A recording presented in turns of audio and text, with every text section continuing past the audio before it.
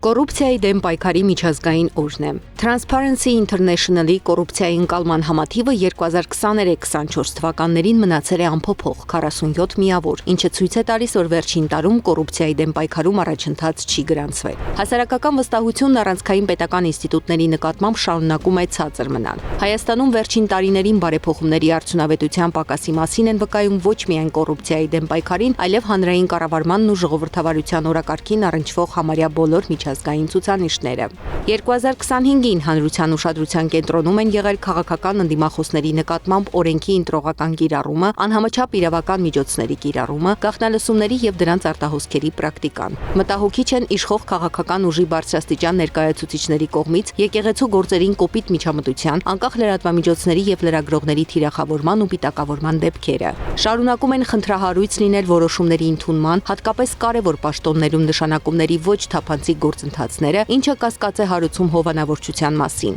Մեծագույն մարտահրավեր է կուսակցությունների ֆինանսավորման թափանցիկության ապահովումը։ Համատարած եւ անպատժելի են վարչական ռեսուրսի չարաշահման դեպքերը, ինչն աղճատում է քաղաքական մրցակցությունը եւ հարցականի տակ դնում ընտրությունների արդար լինելը։